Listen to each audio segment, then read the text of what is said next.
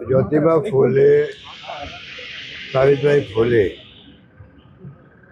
उन्होंने सबने इस देश के इतिहास में नाम दर्ज करवाया है। उस जमाने के आपने सुने होंगे किस्से कहानी है, किस प्रकार जब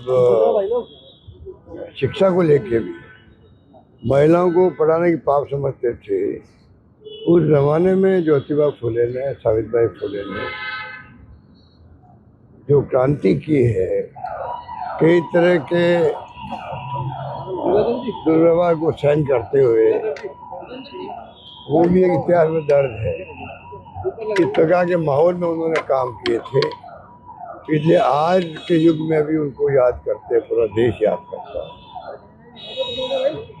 और उनके जो सिद्धांत थे, जो सोच थी, उसको लोग अपनाते हैं। आजकल तो तमाम राजनीतिक पार्टियां भी उनका नाम लेने लग गई है। तो आज वक्त आ गया है, जो वर्तमान में माहौल है उसको देखते हुए मेरा मानना है कि ज्योतिबा फूले, सावित्रीबाई फूले के जो प्रिंसिपल पॉलिसी थी, उसी प्रकार से जो महात्मा गांधी के प्रिंसिपल पॉलिसी थे और डॉक्टर अंबेडकर के जो प्रिंसिपल थे, सिद्धांत थे, नीतियाँ थी, इन सबको लेकर के युवा पीढ़ी तक ये मैसेज जाए। उस जमाने से इस जमाने तक, आज़ादी मिलने तक क्या सोच थी, कैसे संविधान बना, कैसे महात्मा गांधी की सानिध्य में देश आज़ाद हुआ, तो ज्योतिबा फूले से लगा करके अम्बेडकर तक अगर इस प्रकार की जो सोच थी, प्रिंसिपल पॉलिसी थे, उसको नई पीढ़ी से पहुंचाने का काम हम सबको करना चाहिए। मेरा मानना तब जाकर के नई पीढ़ी अपना खुद का इतिहास बना पाएगी, वरना इस देश में चुनौतियाँ बहुत बड़ी है। धर्म के नाम पर, जाति के नाम पर उसका मुकाबला करना आवश्यक है। इस देश में विभिन्न जातियों के लोग रहते हैं, विभिन्न धर्मों के लोग रहते हैं, विभिन्न बोलियाँ और भाषाएं हैं। ऐसे मुल्क को एक अखंड रखने की बहुत बड़ी चुनौती होती है, जिसके लिए इंदिरा गांधी ने जान दे दी, खालिस्तान ने बनने दिया। तो कहने का मतलब ये है कि वक्त आ गया कि हम देश के फ्यूचर को देखते हुए नई जनरेशन के माध्यम से नई पीढ़ी से बातें पहुँचे, किस प्रकार के त्याग, बलिदान और समाज सुधार के काम हुए थे, तब जाकर के नई पीढ़ी सक्षम होगी इस भावनाओं को आगे पहुंचाने के लिए। इसलिए ऐसे मौके पर आज हम उनको श्रद्धांजलि अर्पित करते हैं। और जो उनके फॉलोअर्स हैं देश भर के अंदर, वो भी मजबूती के साथ में मैं देखता हूँ, जब कहीं मौका लगता है, कमी नहीं छोड़ते उनके प्रति श्रद्धा के भाव प्रकट करने के लिए। यही आज के मौके पर हम कहते हैं कि संकल्प सबको करना चाहिए।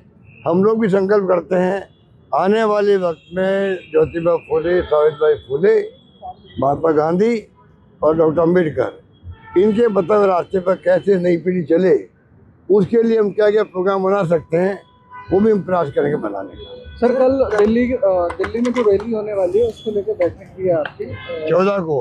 हाँ, 14 को कल बैठक है सर। 14 को कल की बैठक एंजॉय कीजिए। सर, कर्नाटक में जो घटनाक्रम हो रहा है, उसको लेकर बीजेपी कह रही है कि मोदी ने जो पिछले दिनों कहा कि दूसरा बंटवारा विखंडन, इन बातों को हम लोग कमेंट नहीं करते हैं। हाईकमान अपने स्तर पर बातचीत कर रहा है, और क्या वास्तविकता है, मीडिया में जो बातें आती है वो सुनी आती है। वास्तविकता बिल्कुल डिफरेंट होती है। पार्टियों के अंदर क्या बातचीत होती है, क्या फैसले होते हैं, बाहर मीडिया जिस प्रकार से बताता है, अधिकांश वक्त में मैं समझता हूँ वो बातें सच्ची बात नहीं होती है। इंटरनल अलग ढंग के फैसले होते हैं। कौन सा वादा किससे किया है, किस रूप में किया है, ये किसी को मालूम होता नहीं है, और वो बातें चलती रहती है, न्यूज़ बनती रहती है। बाकी हाईकमान के ऊपर विश्वास सभी का है, सभी राज्यों के, चाहे पीसीसी प्रेसिडेंट हो, मुख्यमंत्री हो, उनके ऊपर पूरा विश्वास रहता है हाईकमान पर। ये कांग्रेस की बहुत बड़ी खासियत है, पर फिर भी मीडिया में बातें चलती रहती है, होता कुछ और है। और बताया कुछ और जाता है। इस तरीके के वादे होते हैं क्या? क्या 2.5 साल पहले मैं तो इस बारे में कमेंट अभी नहीं करना चाहूँगा, कभी मौका आ गया तो कमेंट करेंगे उसके ऊपर। सर, एक राजस्थान सरकार ने बजट में बहुत सारी घोषणा की, अब अधिकारी कह रहे हैं वो घोषणा पूरी नहीं हो सकती। ये आपकी सरकार है क्या? यहाँ पर सरकार तो है नहीं, सरकार नाम की चीज़ नहीं है। क्या घोषणाएं करते हैं, भूल जाते हैं।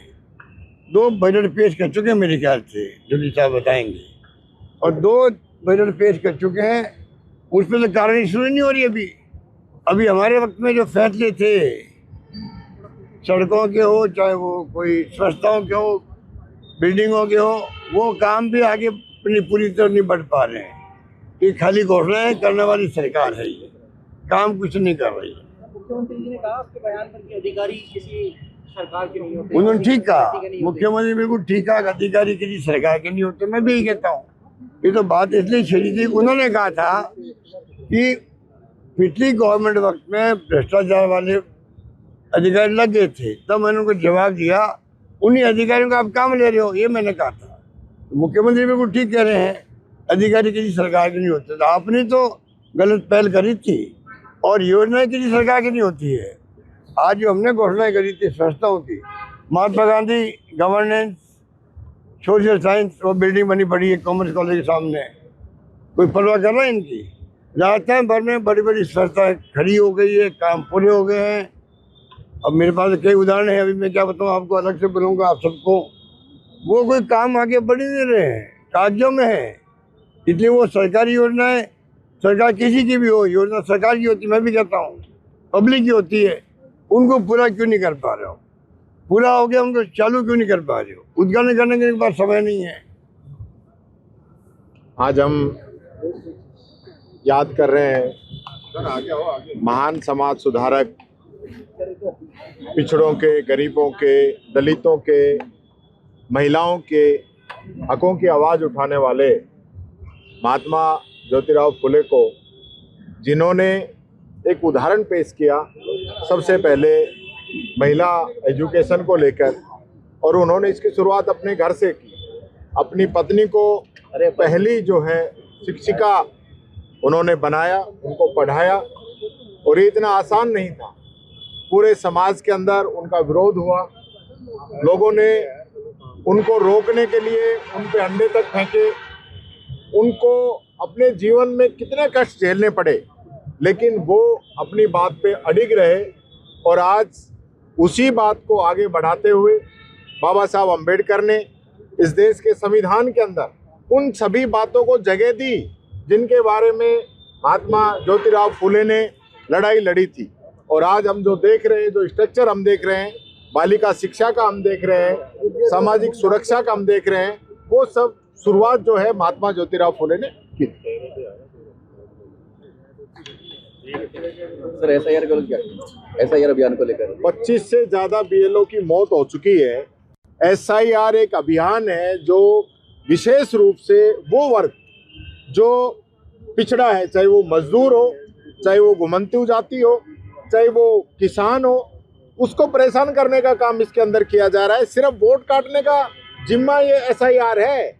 प्रधानमंत्री जी तो अपनी बातों से इस प्रकार का माहौल बना रहे हैं कि एसआईआर से हम जो है घुसपैठी ढूंढ रहे हैं, लेकिन धरातल पे कुछ और है। 65 लाख वोट आपने बिहार के अंदर काटे, तो आप बताइए ना कितने घुसपैठी आपने पकड़े। जनता को गुमराह करने से काम नहीं चलेगा। 25 बीएलओ की जान जा चुकी है, ऐसी क्या जल्दी है? क्यों इतना प्रेशर इन अधिकारी कर्मचारियों पे डाल रहे हो? राजस्थान में तो 3 साल बाद चुनाव है, आज इनकी जान लेने का काम कर रहे हो। इस पे जवाब सरकार को देना चाहिए।